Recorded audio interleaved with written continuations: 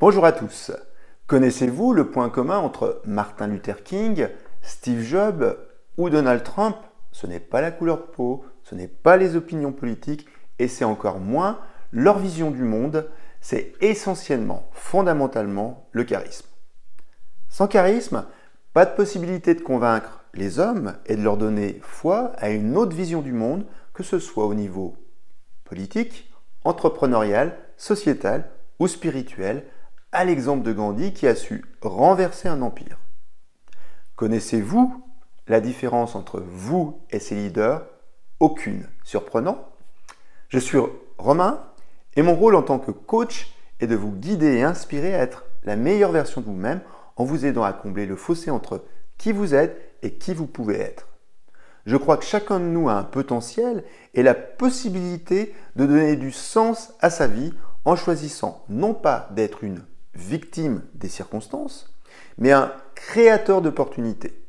J'interviens notamment sur vos motivations, votre mental et votre énergie via des outils pertinents et applicables de suite. Dans ce cadre, je travaille notamment en partenariat avec des universitaires, des scientifiques, des sportifs, ainsi que des leaders spirituels, des philosophes et des coachs reconnus, et ce, depuis plus de 5 ans. Alors, le charisme, est-il inné ou faut-il le cultiver? Comme le montre Olivia Fox-Cabane dans un ouvrage récent, le charisme n'est pas un don du ciel, c'est un talent qui s'apprend et se cultive au quotidien.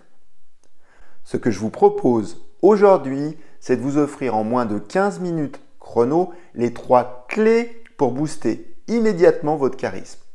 Si vous souhaitez apprendre à maîtriser l'art d'être remarqué, l'art de convaincre en créant de l'enthousiasme et surtout l'art de rassembler en vous connectant directement à votre auditoire, alors activez les 3 leviers essentiels du charisme, c'est-à-dire votre capacité à être connecté à votre auditoire, votre capacité à influencer bien sûr positivement cet auditoire et surtout votre capacité à créer un supplément d'âme.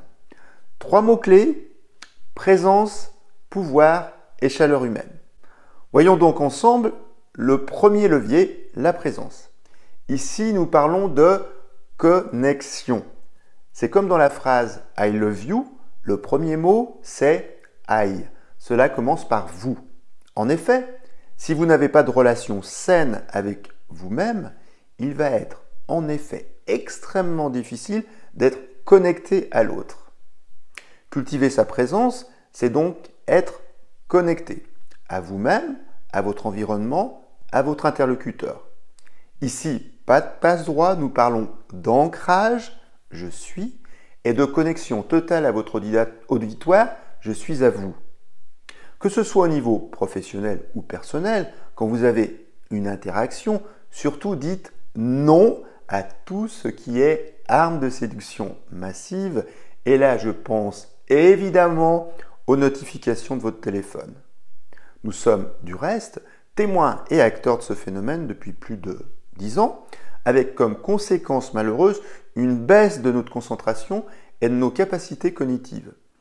Alors, quand vous avez une interaction, par contre, dites 1000 fois oui au contact visuel, à une écoute profonde, sincère, voire empathique. Donnez-vous également la permission d'être un digital minimaliste en mettant en mode pause votre téléphone et en créant surtout un environnement propice à la communication. Soyez ancré ici et maintenant et connecté à votre interlocuteur en l'écoutant d'abord et en utilisant différents leviers de communication.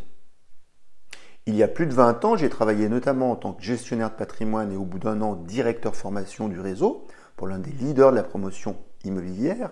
Et ma force n'était pas du tout la maîtrise technique, mais ma capacité à créer du lien avec les prospects et à m'adapter à eux tout en respectant mes valeurs. Enthousiasme, créativité, curiosité, humour et une bonne dose d'originalité. Bref, un électron libre, comme disait mon boss menteur, Michel Lieuget, à cette époque-là. Tout ça pour vous dire que trop souvent en technique de vente, par exemple, nous nous basons trop sur les aspects techniques, alors ce qui prime, c'est les rapports humain. Nous achetons d'abord émotionnellement et après nous justifions notre décision. Imaginez que la vie, c'est une danse et que vous cultivez votre présence. Pour cultiver votre présence, justement, vous inspirez le tempo, je suis, et expirez, je suis à vous, en étant connecté. Vous devez d'abord être confortable avec vous-même pour que votre auditoire soit confortable avec vous. Et cela passe par votre présence. Voyons maintenant le deuxième levier pour dynamiser votre charisme. Le pouvoir. En effet, il faut être en capacité de créer rapidement de la confiance pour influencer et convaincre positivement son auditoire. Ici, il n'y a pas 36 chemins pour booster votre charisme et créer la différence. Les différents paramètres sont notamment votre identité, votre physiologie et votre psychologie. Car en effet, vous n'avez pas 10 minutes pour faire une bonne impression, mais plutôt 20 secondes maximum pour être mémorable. Imaginez que vous rentrez sur scène et vous êtes le showman. C'est vous la star. En premier, donc, votre identité. Qui souhaitez-vous être face à votre interlocuteur et quels sont les comportements que vous allez adopter? Moi, par exemple, quand je suis au sport, je suis complètement investi, je suis en feu. Je suis athlète, coach mental, guerrier. Ce que j'amène, c'est présence, connexion, enthousiasme, encouragement et passion.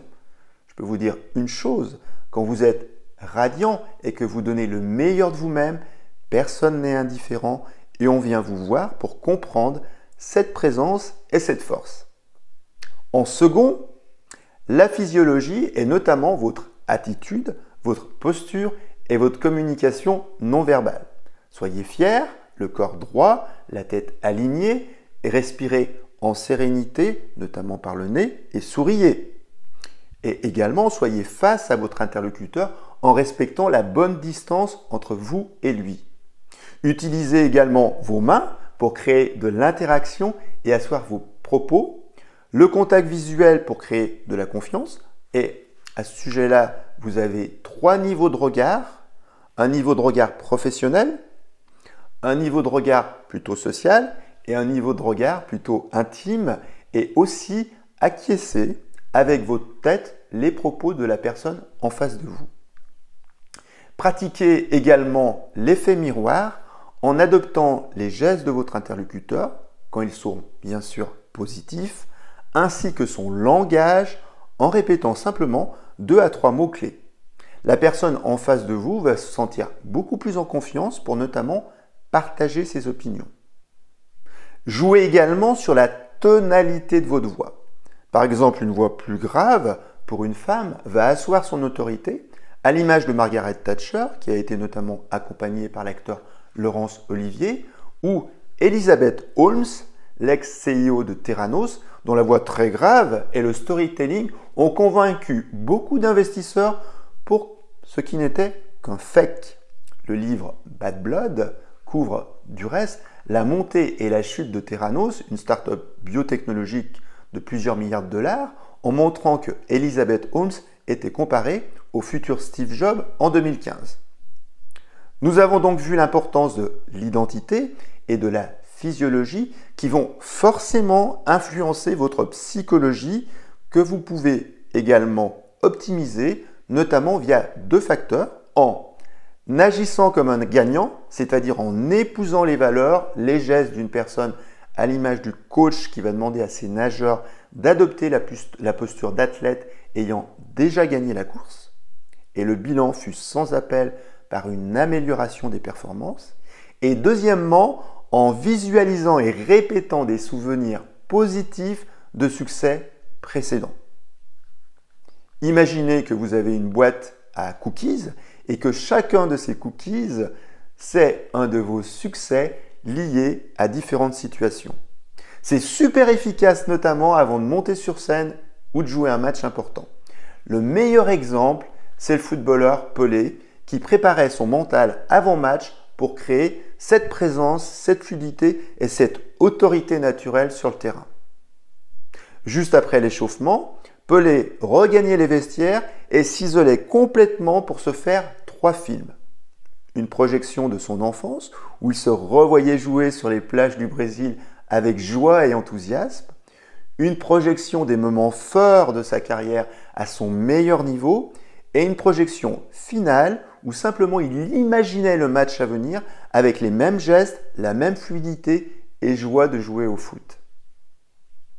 Après le levier de la présence et du pouvoir, il y a notamment l'identité et l'optimisation de notre physiologie, communication non verbale et psychologie. Voyons donc ensemble le dernier levier qui va créer un supplément d'âme, la chaleur humaine.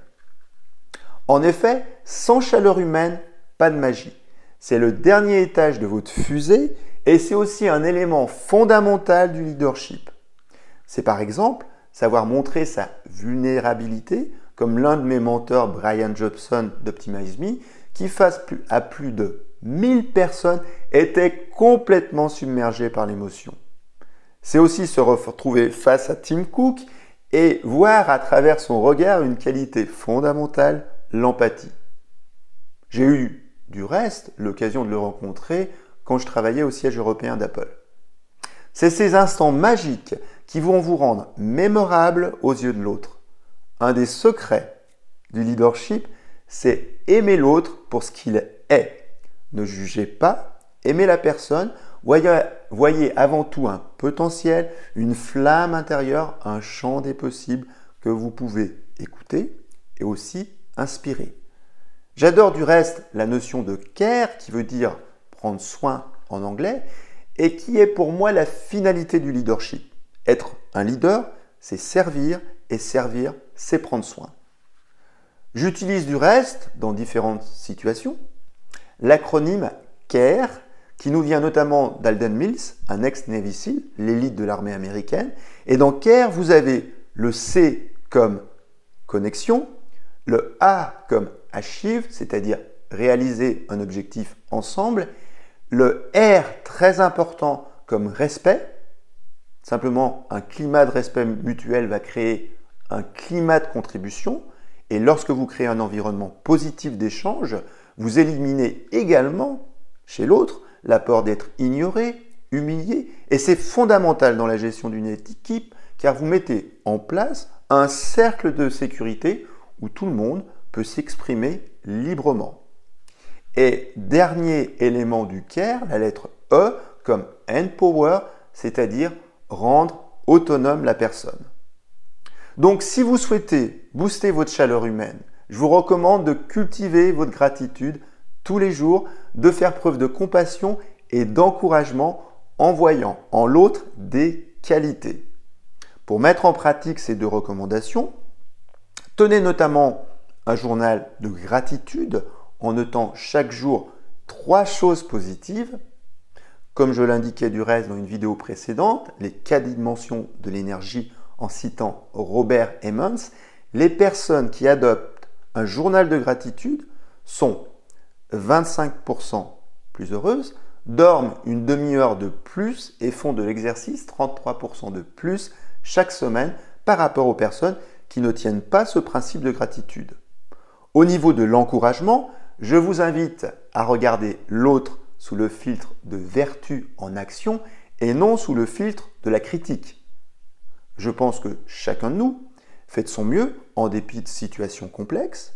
Prenons un exemple, il se trouve que j'ai ouvert plus de 50 points de vente en moins de 5 ans quand j'étais dans le développement d'enseignes et notamment pour Domino's Pizza.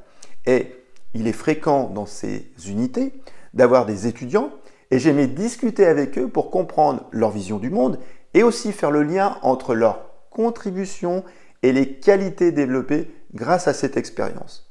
Je leur disais simplement d'être fiers de cette expérience car ils développaient notamment des qualités d'autonomie, de gestion des priorités, de gestion du stress, ainsi que de l'intelligence sociale via l'interaction simplement avec les clients et que ces forces avaient du sens aux yeux des vrais leaders, tout simplement. Nous avons donc parlé de présence, de pouvoir et de chaleur humaine. One more thing, j'allais oublier, il y a différentes façons de faire preuve de charisme et c'est pour cela que j'ai cité notamment Martin Luther King, Steve Jobs, Donald Trump et également Gandhi. Nous avons notamment le profil autoritaire, directif, qui est utile pour négocier, amener les gens à obéir, et je pense à Donald Trump. Nous avons aussi le profil visionnaire pour générer créativité et de nouvelles idées, et là on pense naturellement à Steve Jobs. Vous avez également le profil focus, intéressant pour créer un espace ouvert afin d'amener des échanges constructifs approfondis. Et en dernier lieu, le profil bienveillant pour générer une culture de confiance, souvent en application dans les startups, même si la réalité est un petit peu différente. Voilà pour aujourd'hui, donc à vous de jouer et de cultiver ce changement en vous, car être leader de sa vie, c'est aussi faire preuve de charisme via l'exemplarité. Et la prochaine fois que vous êtes devant votre partenaire, dites-lui ce mantra simple, droit dans les yeux. Chérie, je suis là pour toi. Chérie, je suis là pour toi. Et vous incarnerez présence, confiance et amour. Comme quoi, le charisme, c'est avant tout être connecté à l'autre et être en équilibre avec soi-même.